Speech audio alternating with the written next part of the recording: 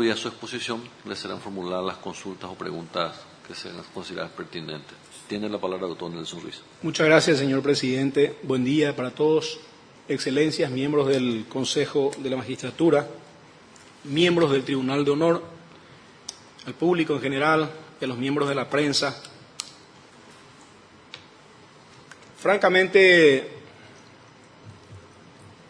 tengo que admitir que después de 85 exposiciones no resulta tarea fácil inyectar una innovación, digamos, a las tantas propuestas ya formuladas en relación al funcionamiento del Ministerio Público y sobre todo en lo que hace a su función en carácter de órgano del Estado, basado siempre en las normativas vigentes en la actualidad. Pero en ese sentido y atendiendo a los ejes temáticos que nos han sido presentados a los efectos de su desarrollo,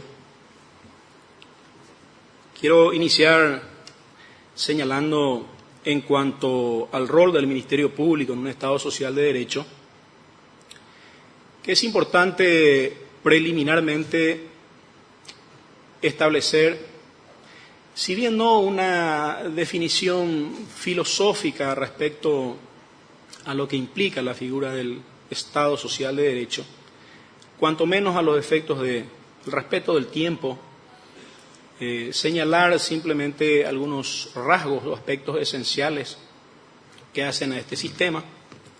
Estamos hablando del Estado social de derecho como un sistema socioeconómico político de gobierno en el cual se propone de algún modo fortalecer los servicios y garantizar los derechos de los ciudadanos en pro de una justicia social, en pro del bienestar de los pueblos, sobre todo aniquilando toda barrera de desigualdad social a los efectos de una participación plena del ciudadano en la vida social.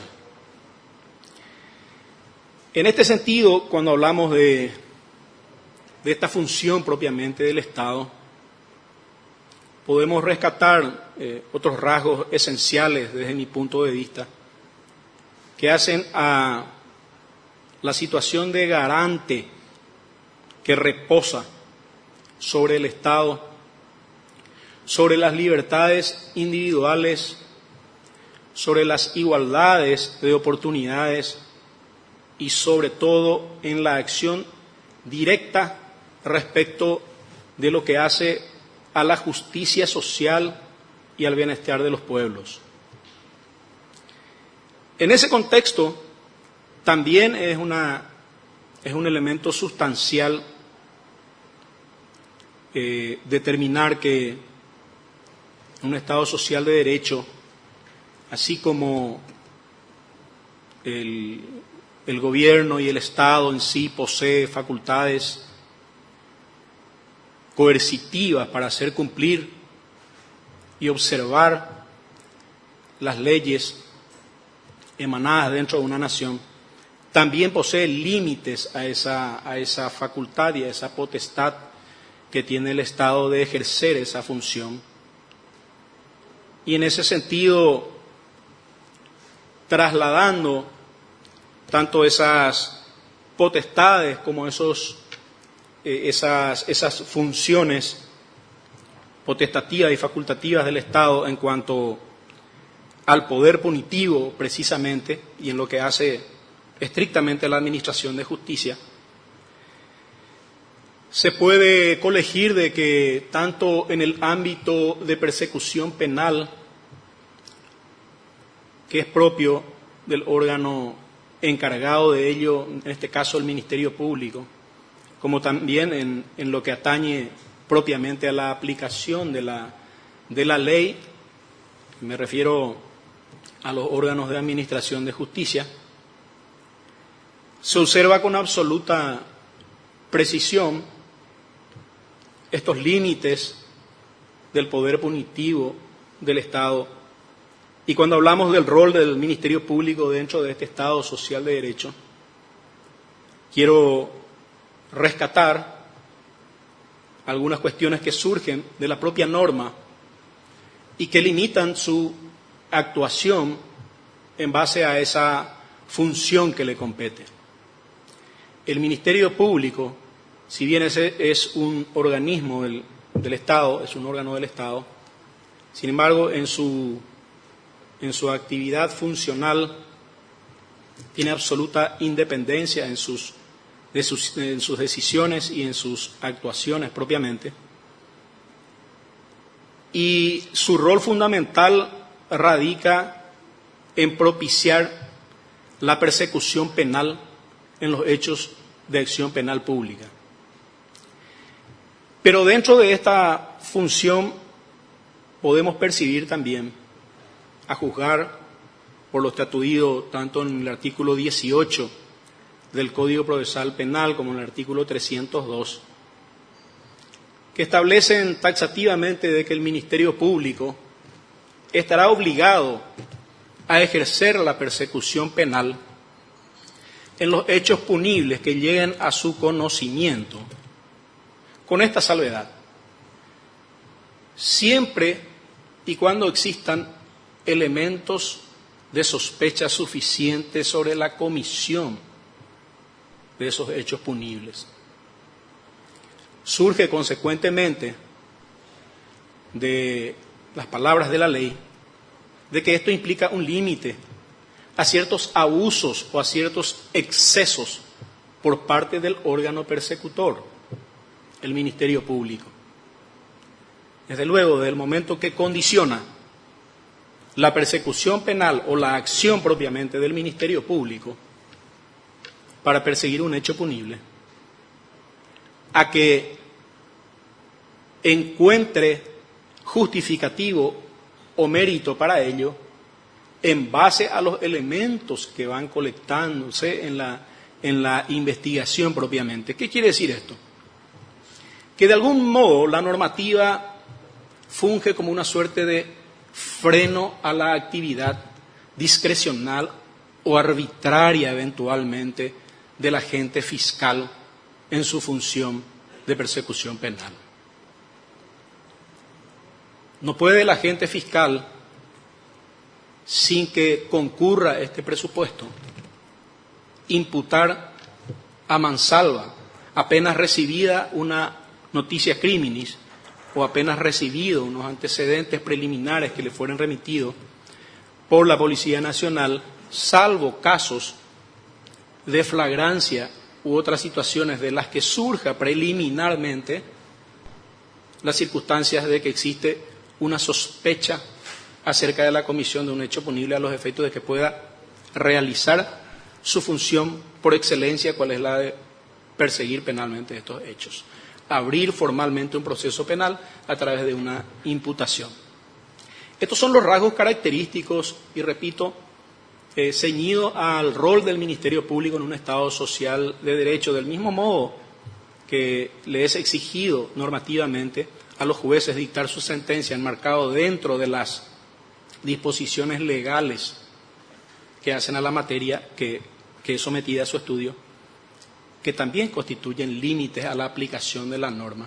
Entonces debemos de entender, como decía con anterioridad, de que el Estado, de algún modo, a través de los órganos de persecución y de aplicación de las leyes, debe respetar, porque se constituye o se erige en un sujeto de derecho, con responsabilidades, con obligaciones, pero también con límites en esta actividad propiamente que tiene que ver o tiene vinculación con el ámbito de la justicia. Otra cuestión importante que resaltar es que cuando hablamos de un Estado social de derecho que pregona las libertades individuales, la igualdad y una justicia social, un bienestar social y económico de sus ciudadanos, tiene que ser el responsable de allanar el camino, sacar cualquier obstáculo que sirva para el acceso a la justicia, para el acceso del ciudadano a una justicia pronta y barata, como se ha dicho en muchísimas oportunidades en esta sala. Ese es el ideal de la administración de justicia, pero observando las prerrogativas legales nos hacemos la pregunta: ¿ha obrado realmente el Estado dentro de estas características esenciales que impone un Estado social de derecho? Y en ese sentido nos encontramos que, si bien el Código Penal, en el Código de Fondo, en la parte especial, establece toda la gama de hechos punibles sin hacer distinción, sin hacer diferencia de si se tratan de hechos punibles de acción penal pública o privada, sino simplemente aquellas cuya persecución penal depende a veces, y en muy contados casos, de la instancia de la víctima o del particular ofendido.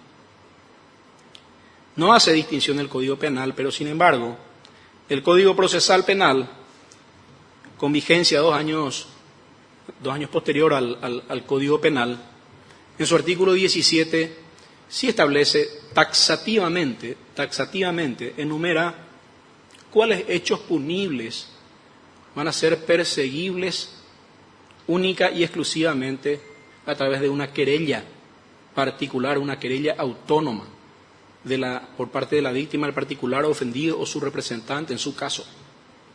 Entonces debemos analizar si este ordenamiento legal se acoge o no a estos principios elementales establecidos en un Estado social de derecho. Y yo sé que mucho se ha hablado respecto de esta circunstancia que no precisamente conlleva a eso que se pregona de allanar el camino hacia el acceso a la justicia. Por eso voy a tratar de ser breve. Al momento de haber defendido mi tesis doctoral en el año 2006, precisamente había hecho énfasis en esta circunstancia, el acceso a la justicia en los delitos de acción penal privada. Si sostuviéramos que el Estado es el principal garante y es el obligado a allanar el camino, a facilitar el acceso a todos los ciudadanos a la justicia, soy un convencido de que esta disposición legal contradice visiblemente dicha teoría. De hecho, he propuesto en dicha oportunidad una modificación legislativa en ese sentido y con posterioridad a ello, una vez obtenido una calificación desde mi punto de vista bastante alta o considerable, sin embargo no había llenado mis expectativas, con posterioridad a ello me encontré con uno de los integrantes de la mesa examinadora y yo le había consultado sobre este particular, sí qué opinión tenía al respecto, y me había dicho que estaba bien propuesta la modificación legislativa, pero era poco probable de que ello pudiese producirse en nuestro sistema, basado esencialmente en aquellos principios de mínima intervención del Estado, de la escasa repercusión que pudiera tener ello en cuanto a la afectación social de esos hechos punibles, como por ejemplo un daño, una cosa, un bien, una violación de domicilio, etcétera. ¿Qué repercusión social puede tener eso más que una afectación individual? Y dentro de ese trabajo, y vuelvo a hacer el mismo análisis, simple y sencillamente tenemos que ratificar la circunstancia de que no todos los ciudadanos tendrán la capacidad económica y además de otros aspectos que conllevan a la posibilidad de acceder realmente a la justicia para este tipo de hechos punibles. Paradójicamente, independientemente de la opinión de este integrante de esa mesa examinadora, 2 años después, entra en vigencia la Ley 3.440, que devuelve de algún modo la acción al Ministerio Público en muchos de esos hechos punibles previstos taxativamente en el artículo 17 del Código Procesal Penal. De algún modo, con ello, se rectifica esta posición del Estado frente al ciudadano y frente a este principio constitucional y legal de facilitar el acceso a la justicia. No hemos arribado aún al estado ideal, seguramente en cuanto hace a las cuestiones normativas, específicamente sobre este aspecto, pero creo que está encaminado hacia ese efecto y de a poco es importante que los legisladores entiendan de que ello implica de algún modo un obstáculo para que los ciudadanos puedan acceder a una justicia, como dijimos anteriormente, pronta y barata. Que el Ministerio Público tome la posta, se erija en legitimado activamente para la persecución penal en la mayoría de los hechos punibles, salvo en aquellos que se requiera instancia de parte para su persecución. En cuanto a la percepción acerca del funcionamiento actual del Ministerio Público, en realidad, si bien tengo opiniones positivas respecto a la evolución del Ministerio Público, no solamente en cuanto a lo que hace a su función, el aspecto operativo, el aspecto de la preparación de los agentes fiscales para el cargo, sino también en lo que hace a los recursos y al establecimiento de programas que puedan llevar adelante su misión, al establecerse, por ejemplo, unidades especializadas de combate contra ciertos tipos de delitos o crímenes. Pero sí quiero hacer mención de que es vox populi y a nadie escapa de su conocimiento de que frecuentemente se habla de falta de credibilidad en la ciudadanía respecto a este órgano persecutor. Se habla de mora en su actividad, en su función, y también de esa sensación de impunidad que a veces surge de algunos hechos que son sometidos a su conocimiento. Y al respecto quiero señalar lo siguiente. En primer término, señalar de que se ha hablado bastante de la necesidad de ejercer un control estricto de la gestión fiscal. Perdón, doctor, el tiempo máximo que se le confirió ya expiró. Le pido por favor en 30 segundos redondear su idea de tal manera que podamos pasar a la siguiente pregunta. Gracias, señor presidente. El control de gestión puede servir de yugo o de un factor de presión contra el agente fiscal cuando no se otorga las herramientas necesarias para el fiel cumplimiento de su cometido. No podemos castigar, sancionar a los agentes fiscales sin antes observar de qué dispone el agente fiscal para llevar adelante su misión. Y en ese sentido, las unidades fiscales ordinarias especialmente se hallan abarrotadas de expedientes, se hallan abarrotadas de causas. No se cuenta con el personal suficiente para llevar adelante la misión.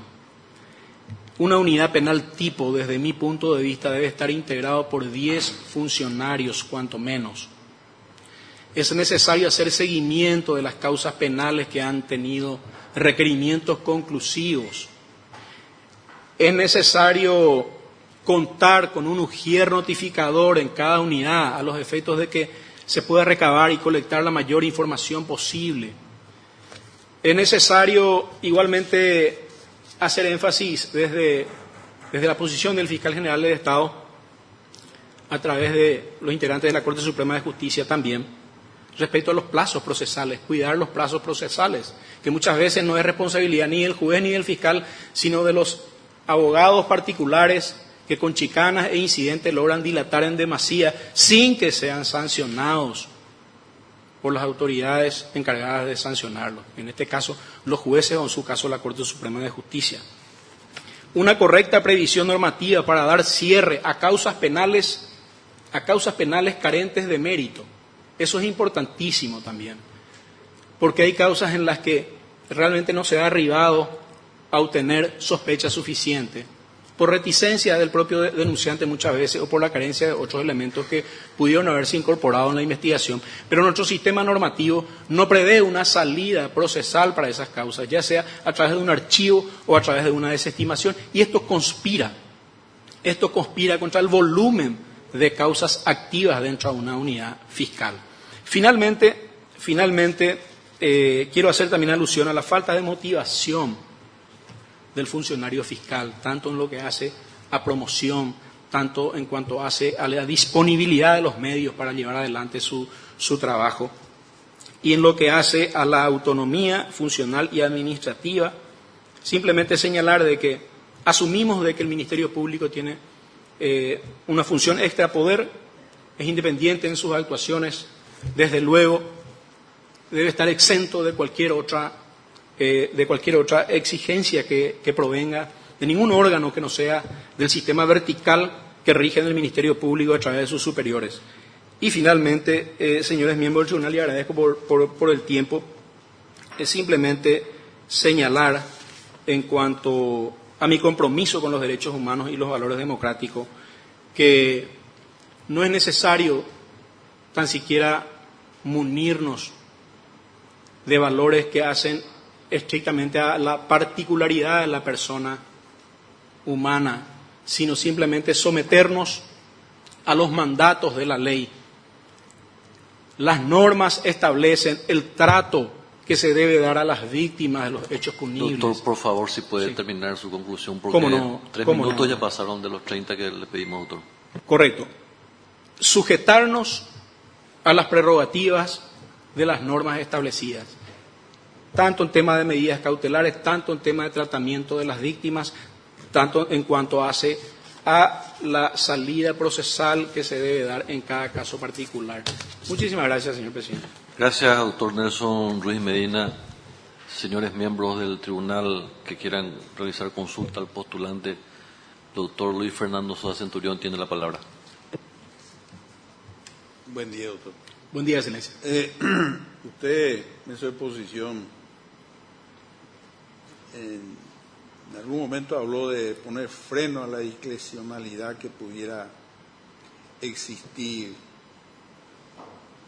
y de consecuentes imputaciones ligeras. Y por último, de que no se tiene una forma procesal documentaria para cumplir esos 6 meses más otros 6 meses. No se arriba a determinaciones reales para la imputación, se pudiera poner fin. Mi pregunta, si es así, esa apertura de investigación queda abierta, sine die, porque aquello de que si no hay imputación o la investigación no genera el concepto de imputación, no causa Estado de Derecho en la persona, es un mito, porque el estigma social existe. ¿Cuál sería su posición como la eventualidad de llegar al cargo de fiscal general del Estado. Muchas gracias, Excelencia. Efectivamente es así.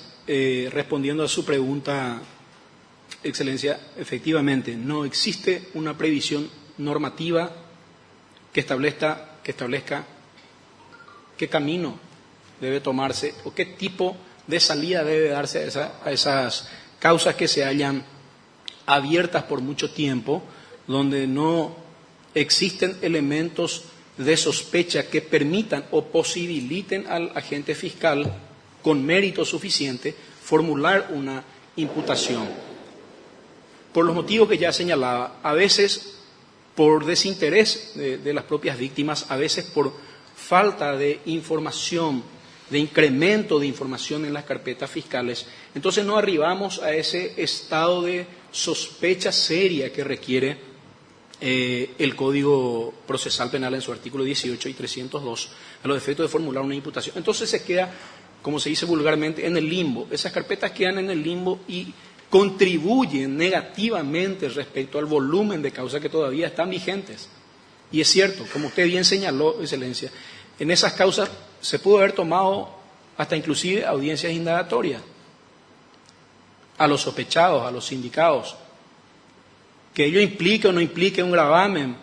A veces surgen las disquisiciones en la discusión sobre este aspecto, pero en definitivas, en cuanto al aspecto normativo, no se haya previsto una salida a eso. Por lo tanto, mi propuesta en particular, en el caso de ser fiscal general del Estado, es trabajar sobre ese aspecto en particular a nivel legislativo, preparar un anteproyecto de ley que establezca no solamente esa salida, sino también, ya sea a través de un archivo fiscal o ya sea a través de una desestimación.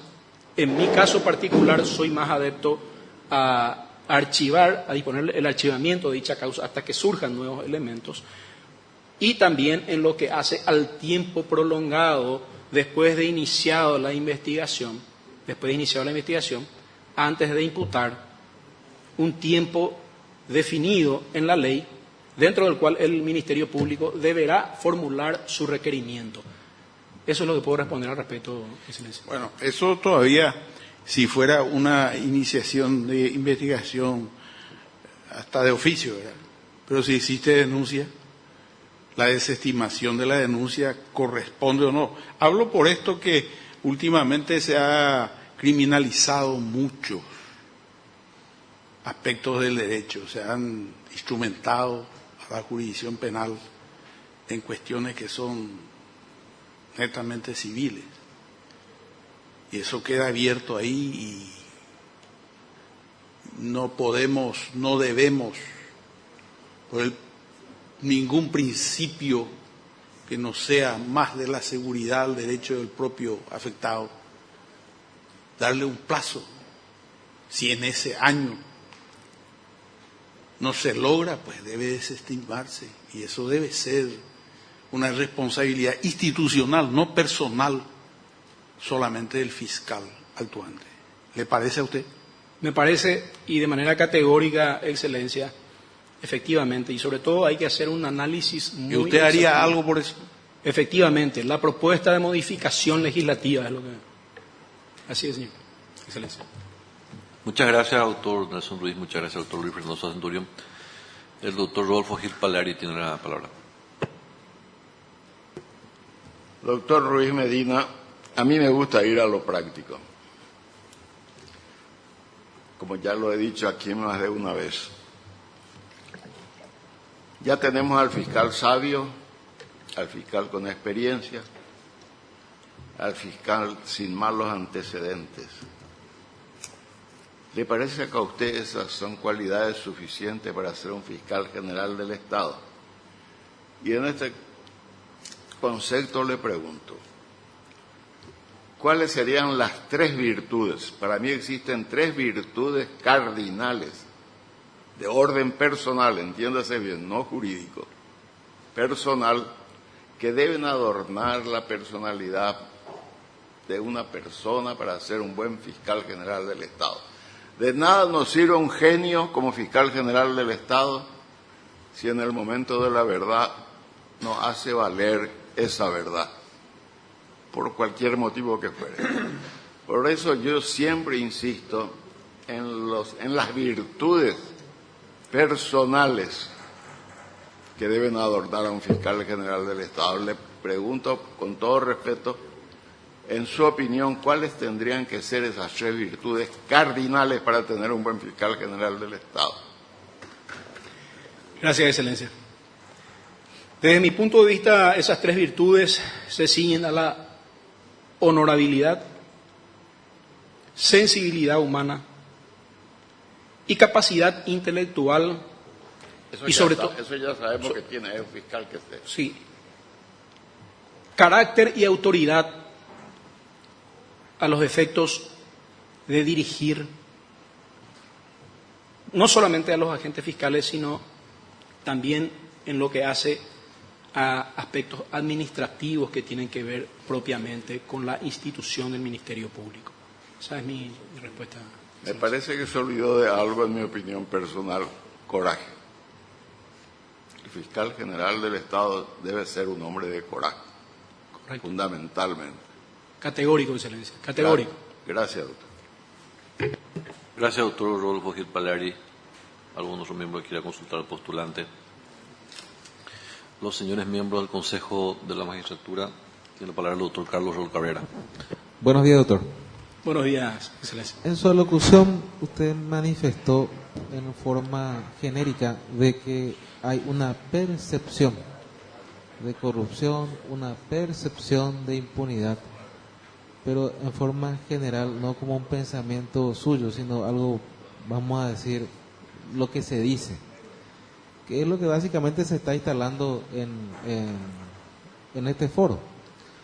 ¿Qué haría usted como fiscal general del Estado como para combatir esa percepción, por un lado? Y una segunda pregunta en cuanto a la transparencia, doctor. ¿Qué haría usted para que el Ministerio Público tuviese más transparencia y llegada al público en cuanto a la comunicación que tenga con la sociedad? Y al respecto de ese tema, en cuanto a los gastos reservados, ¿cuál es su opinión, doctor? Gracias, Excelencia.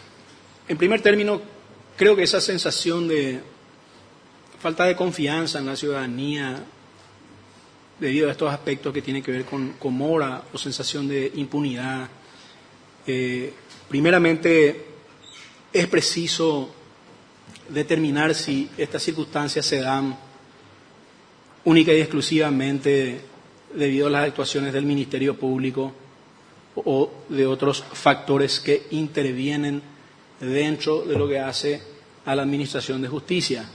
Es decir, el Ministerio Público cuenta con la colaboración de la Policía Nacional, que se erige en un órgano auxiliar en la investigación, y a veces existen falencias importantes en ese organismo cuando, quiero hablar de casos concretos, o mejor, tratar de ser bien específico, cuando una comunicación policial no reúne los requisitos que le permitan al agente fiscal incursionar en una investigación seria, pues lógicamente desde el vamos, cuando falta consignarse ciertos datos, ya sea de testigos o de otras circunstancias importantes respecto del hecho, desde luego que ello va a conspirar contra una buena investigación o contra el avance de esa investigación. Lo mismo ocurre del lado del órgano jurisdiccional, el juzgado penal.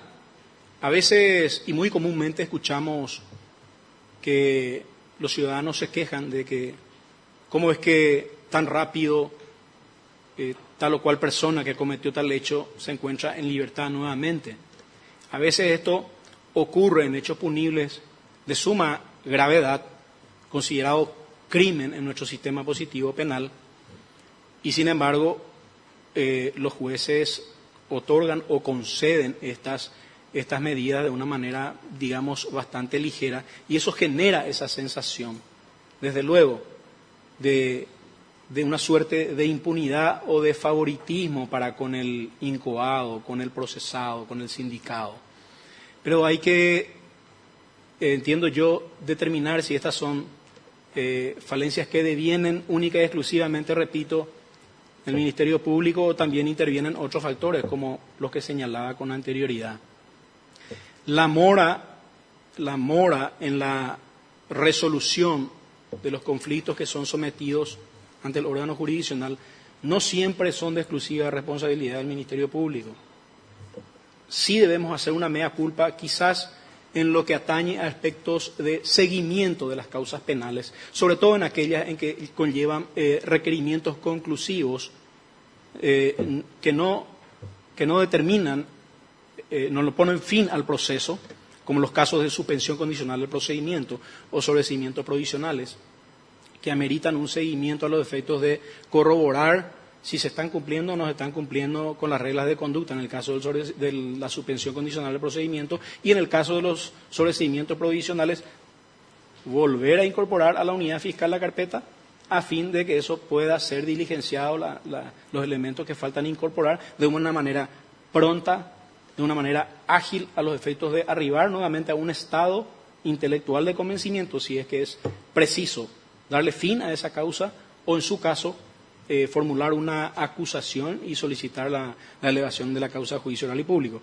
Por eso hago una suerte de mea culpa en respecto a este aspecto en particular, pero sí haciendo también alusión a las falencias que surgen de las actuaciones preliminares como también de las actuaciones muchas veces de los órganos jurisdiccionales. Y ahí una cuestión elemental, y yendo a su pregunta concreta de qué haría en caso de ser fiscal general del Estado, pues lógicamente recurrir a las autoridades de la institución que poseen las herramientas para los casos en que los abogados se exceden en sus derechos y que denotan una simple intención de dilatar en demasía el proceso, pues que sean sancionados, que existan directrices firmes de los ministros de la Corte Suprema hacia los demás órganos de administración de justicia, a los efectos de que se impongan efectivamente sanciones y erradicar de una vez por todas esas acciones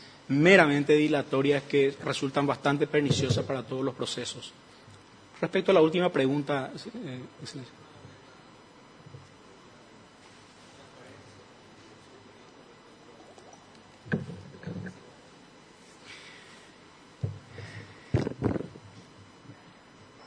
Soy partidario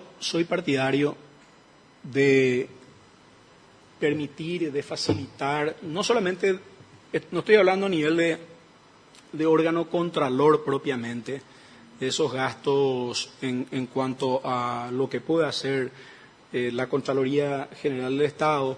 Yo soy del criterio, señores miembros, de que la mejor manera de transparentar es dando a publicidad, que el ciudadano pueda acceder ya sea a través de informaciones vía internet, páginas web, etcétera, y cualquier administrador y ordenador de gastos del Estado creo que debe obrar con esa premisa. ¿Por qué? Porque está administrando bienes públicos, dinero público, dinero del ciudadano, y el ciudadano necesita conocer el destino que se le otorga a esa. Por lo tanto, tengo una actitud bastante aperturista respecto a ese sentido, tanto en el aspecto formal del control a través del organismo encargado, como igualmente a través de este sistema que estoy señalando para que la ciudadanía pueda tener real acceso a eso.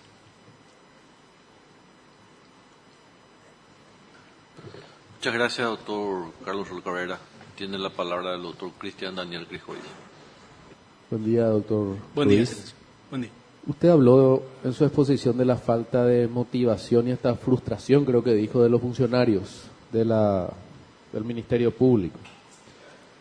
En cierta manera, los miembros del Consejo notamos eso porque la mayoría de los postulantes quieren ir a otra jurisdicción antes que la Fiscalía, porque de hecho no se crean nuevos cargos fiscales. Habló también de que cada unidad tiene que tener por lo menos 10 funcionarios, cada fiscal.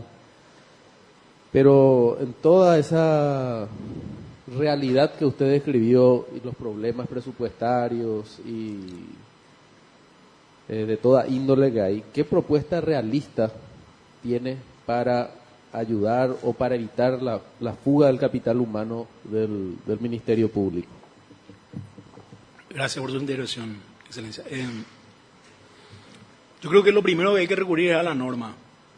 El Ministerio Público cuenta con una ley orgánica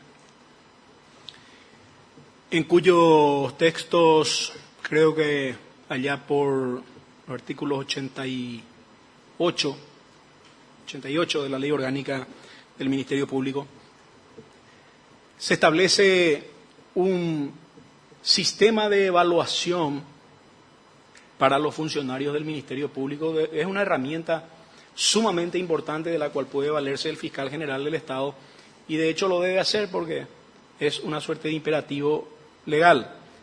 Una evaluación del funcionario, inclusive tengo entendido que, si mal no recuerdo, la propia norma establece un sistema de puntajes que va del 1 al 100, dentro del cual se tendrá en cuenta no solamente su trayectoria, sus años de servicio, sino la calidad del servicio, su proyección en la cuestión curricular, académica y otros aspectos que hacen. Yo creo que ese podría ser un buen comienzo para evitar eso que usted señalaba, Excelencia, al principio, de un fenómeno que se da últimamente en el Ministerio Público, del éxodo no solamente de funcionarios, sino también de agentes fiscales hacia otras instituciones. El respeto hacia la trayectoria de los funcionarios, el reconocimiento a su labor, y si bien a veces puede resultar un poco, no digo odioso, sino que a veces parecería una sensación muchas veces de injusticia en otorgarle más punto a uno, más punto a lo otro, lo mismo que ocurre hoy día con el Consejo de la Magistratura en cuanto a la evaluación y el puntaje. Siempre hay críticas al respecto, pero creo que valido de esta herramienta, esto puede ser un buen comienzo. Inclusive en esa previsión normativa se establece de que el fiscal general del Estado podrá elevar al Consejo de la Magistratura cada año una evaluación respecto al rendimiento y a la capacidad de ese funcionario, a los efectos de que pueda ser dignificado en su labor, y desde luego también sea considerado por el Consejo de la Magistratura al momento de que pretenda concursar por algún cargo. Esa es una realidad, lo que usted señala, Excelencia, y le agradezco que me haya recordado nuevamente, porque me permite clarificar un poco más el concepto. Y de mi punto de vista, y como fiscal general del Estado, creo que, tengo entendido hasta hoy en día, no se ha puesto en marcha este proceso, pero esa ha de ser una de las primeras cosas en las que eche mano en el caso de llegar a ser fiscal general del Estado. Muchas gracias, doctor Cristian Riskowitz. Doctor Nelson Ruiz, le voy a formular algunas preguntas que hicieron llegar hasta esta presidencia. ¿Cómo no? Sí. ¿Qué propuestas tiene para promocionar a los funcionarios fiscales? Creo que lo tengo por respondido. Ok, gracias. ¿Qué propone en caso de ser fiscal general del Estado respecto a fiscales cuestionados en sus cargos?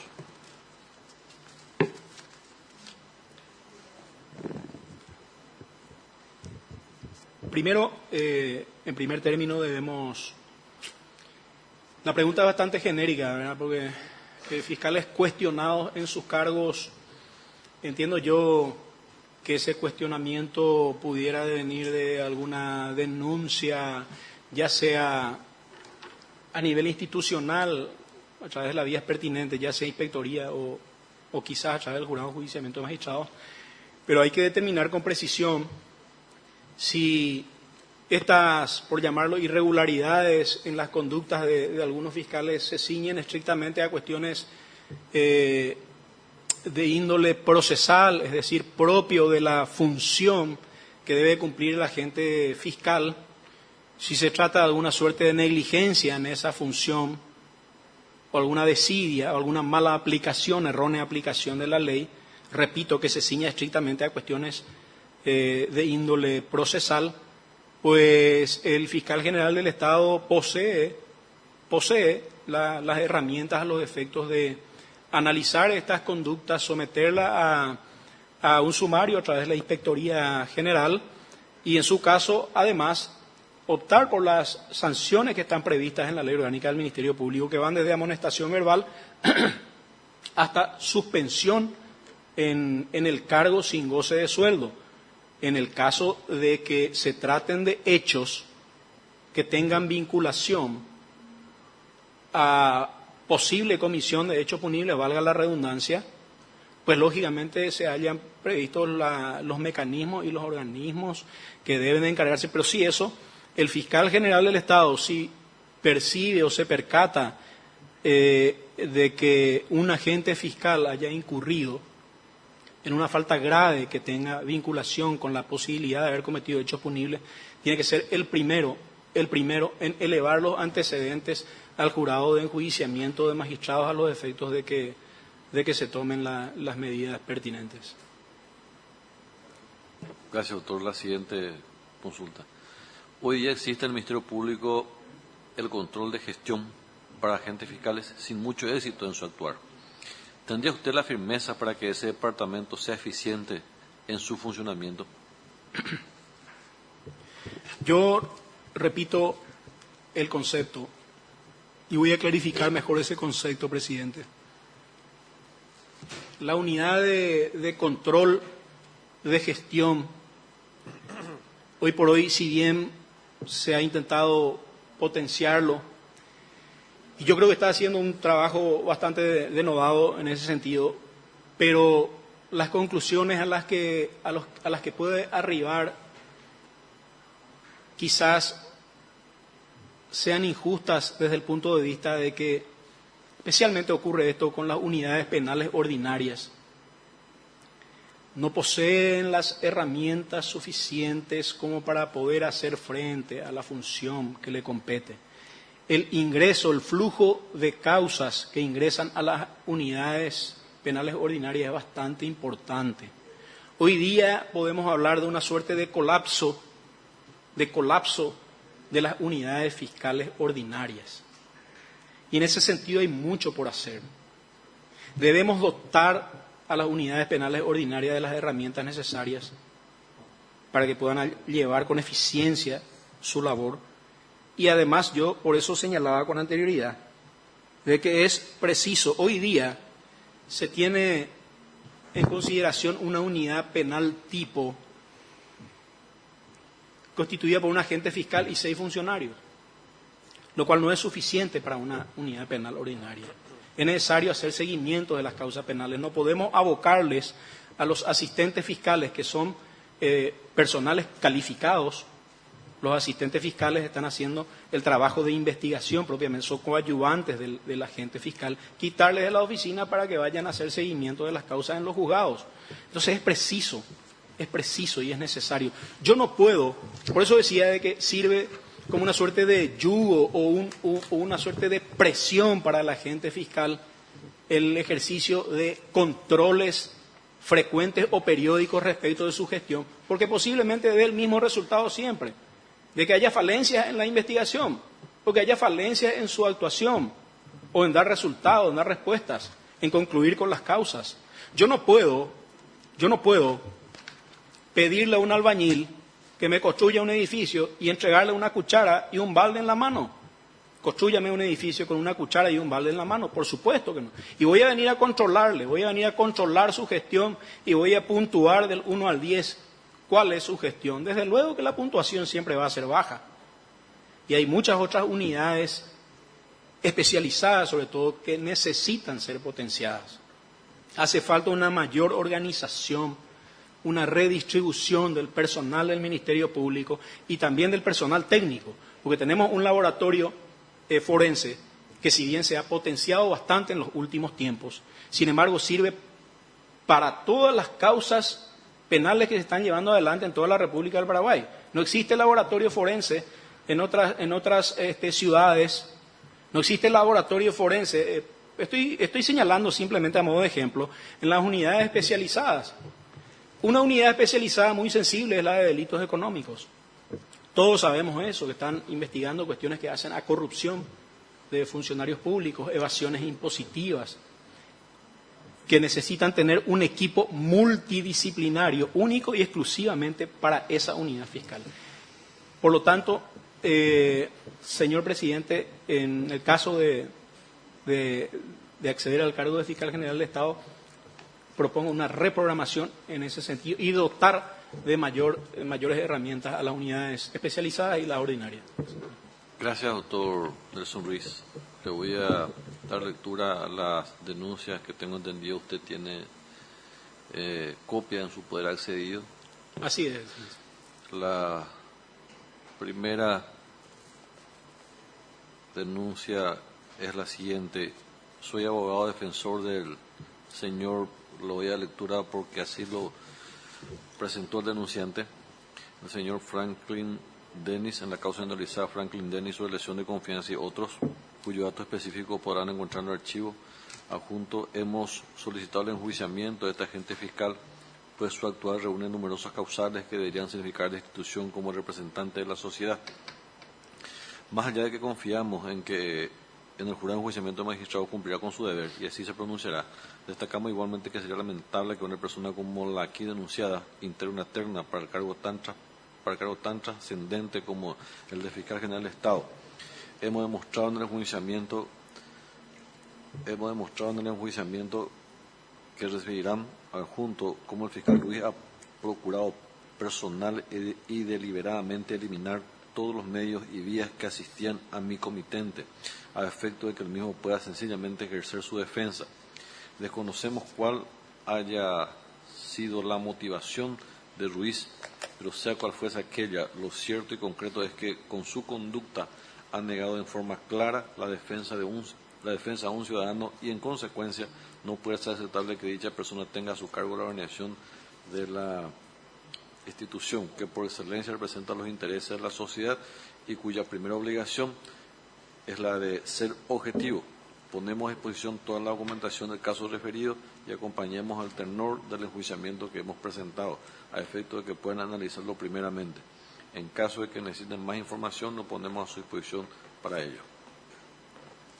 ¿Qué puede decir al respecto, doctor Nelson Ruiz? En realidad siempre he sido respetuoso, Excelencia, de emitir opinión respecto a causas abiertas, sobre todo en aquellas en las que inclusive aún no se ha incursionado tan siquiera en la segunda etapa del proceso ordinario penal. Pero no puedo dejar de responder algunos aspectos que hacen a la denuncia de manera muy puntual. De algún modo se hace alusión en dicha denuncia que tuve la ocasión de leer y de hecho formulé los correspondientes descargos por escrito de una supuesta enemistad o animadversión respecto de la persona del sindicado o del imputado en dicho caso. Pero al respecto quiero señalar de que no se puede motivar a una persona a tener odio, rencor o resentimiento contra otra a quien no se conoce. Nunca he tenido trato personal con la persona del denunciado, nunca he tenido un diálogo con él mismo, no lo conozco, por lo tanto no puedo tener un sentimiento ni de rencor ni de animadversión contra esta persona. Ahora bien, en cuanto a la supuesta inobservancia de oportunidades a la defensa, también he puntualmente descrito en ese escrito de descargo, señor presidente, en qué fojas del expediente constan las citaciones que le hemos hecho tanto al denunciado como igualmente al abogado que lo representa, a los efectos de que comparezca y haga uso del derecho de defensa. En esa causa en particular me cupo realizar algunas investigaciones preliminares, valido de un asesor técnico y en carácter de acto investigativo. A fin de yo munirme de cierta información de que me permita evaluar precisamente el contenido de la denuncia para poder avanzar. Una vez que me muní de tal información, yo decidí dar participación a la defensa en una pericia técnica contable. Obran las notificaciones que se le han hecho, obra la disposición para ellos de las documentaciones que hacían a esa pericia.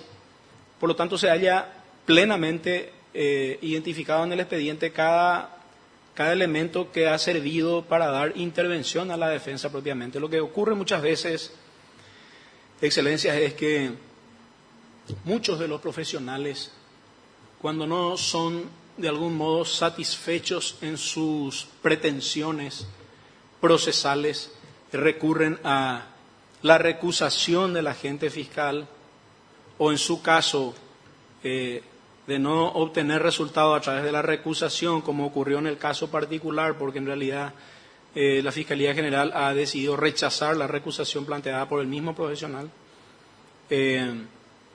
recurre al jurado de enjuiciamiento de magistrados a los efectos de apartar de cualquier modo al agente fiscal que está llevando adelante la investigación. En ese caso he formulado un requerimiento conclusivo de acusación basado en los elementos técnicos que me han sido puestos a mi conocimiento, otorgando la oportunidad suficiente para que hagan uso de su derecho de designar un perito que intervenga en dicho proceso, pero la defensa no ha hecho uso o ejercicio de ese derecho. Por lo tanto, es una cuestión que no compete al Ministerio Público y yo considero desacertados los fundamentos de dicha denuncia y, de hecho, lo he contestado de ese modo, Excelencia. Muchas gracias, doctor Nelson Ruiz. Le voy a dar lectura a dos denuncias que tienen el mismo tenor por su contenido. La primera: Nelson Ruiz, junto con otros fiscales, reemplazó a Jalil Rachid durante gran parte del juicio oral sobre masacre en Curuguaté. El mismo siguió atentando contra la verdad, asumiendo papel inquisidor de su antecesor. Siendo un caso mundialmente conocido, es imposible pensar que su papel fue meramente el de seguir instrucciones, pues cualquier persona que no haya perdido la razón se negaría rotundamente a seguir con una farsa tan evidente, me imagino que quiso escribir. Además, él junto a Liliana Alcaraz y Leonardo Guerrero son responsables directos de haber cambiado la acusación de tentativa por homicidio en los alegatos finales, sin haber solicitado el cambio de carátula, siendo que el propio Rachid afirmó que de no poder acusar de homicidio por no contar con elementos que puedan probar quién mató a quién. Nelson Ruiz jamás podría ejercer ese cargo. La siguiente denuncia: Nelson Ruiz junto a otros fiscales reemplazaron a Jalil Rachid durante el juicio sobre masacre de Curuguaté. Su actuar fue el mismo que fuera antecesor, ha pisoteado el objetivo por el cual la Constitución crea la existencia de los agentes fiscales, que deberían representar a la sociedad ante órganos jurisdiccionales para garantizar el respeto a los derechos. Es responsable de la modificación realizada de la acusación que hiciera Rachid inicialmente, tentativa, acusando a los procesados de homicidio, sin haber solicitado el cambio de carátula al tribunal. En su alegato final defendió lo indefendible, dicho por el propio Rachid, quien aseguró no poder demostrar quién mató a quién. Todos los fiscales involucrados en este caso han hecho hasta lo imposible por enterrar la verdad, por evitar que se dé a la luz esa junta de detalles del juicio. La misma opinión vertida con anterioridad. Se trata de una causa que aún está en tratamiento. De hecho, recayó una sentencia en la misma, una sentencia condenatoria respecto a las personas que han sido acusadas en ese caso, ratificada recientemente por la Cámara de Apelaciones de Salto Loira. Y quiero hacer la siguiente distinción. Me cupo participar en dicha causa. Mi intervención solamente se limitó a la fase de juicio oral y público, inclusive mi incursión es ya con posterioridad al inicio de ese juicio. Pero de todos modos, igual a los efectos de dar satisfacción a estas personas que han hecho esta denuncia, quiero mencionar que no es que el Ministerio Público haya desatendido la muerte de los campesinos, no es que el Ministerio Público no haya investigado a los policías por los disparos que han dado muerte a algunos campesinos, algunos de ellos hallados a una distancia, digamos, prudencial del lugar del conflicto propiamente en aquella oportunidad. Pero es necesario entender y hacerle entender a los denunciantes y a la ciudadanía en general de que la investigación fiscal siempre se origina en base a un hecho concreto. Ese día que se dio en llamar el día de la masacre en Curuguaté, hubo ataques continuos de campesinos hacia policías y desde luego policías hacia campesinos igualmente. Ese contexto del escenario y de los hechos acontecidos ese día merecen una investigación única.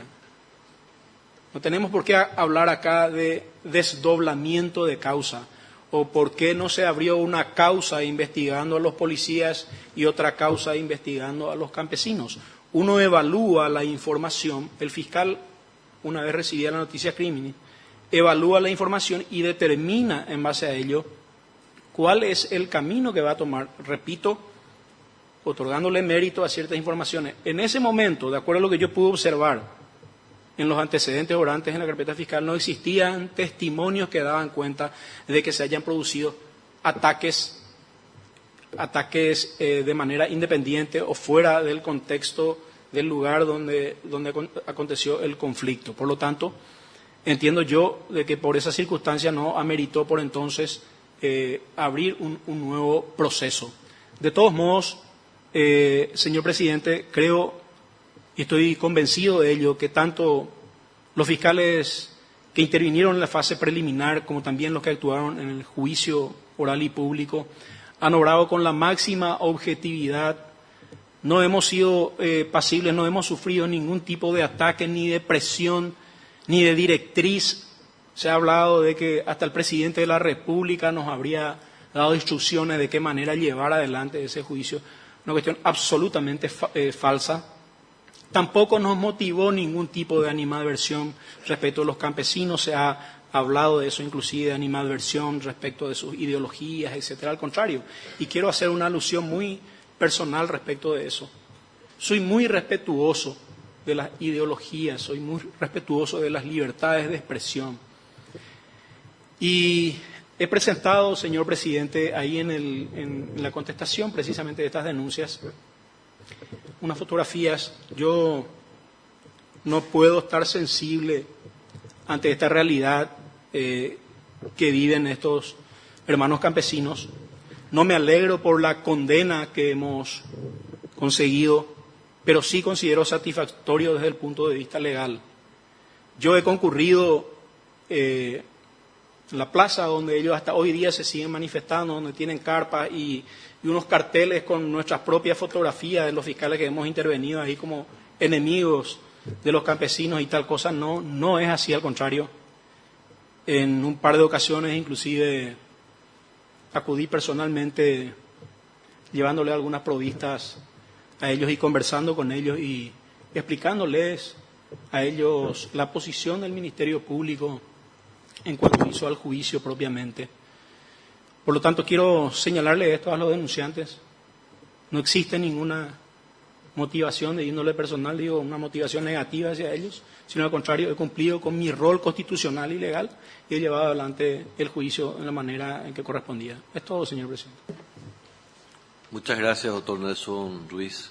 Concluimos su audiencia pública ante el Consejo de la Magistratura. La siguiente etapa en este proceso de selección será comunicado vía Secretaría. Si usted tiene algo que agregar, le pedimos brevedad. Por favor, tenemos un postulante más. Si hay algo que no le consultamos y que usted considera importante aclarar, doctor, tiene la palabra. Al contrario, Excelencia, pedirle la disculpa debida por el exceso en el tiempo y le agradezco que me hayan permitido. Simplemente felicitarle tanto a los miembros del Consejo por la iniciativa de clarificar este proceso de selección y también a los distinguidos miembros del Tribunal de Honor por abocarse a tan loable tarea. Así que agradecido por esta oportunidad, señor presidente. Muchas gracias, doctor Nelson Ruiz. Tenga usted buen día.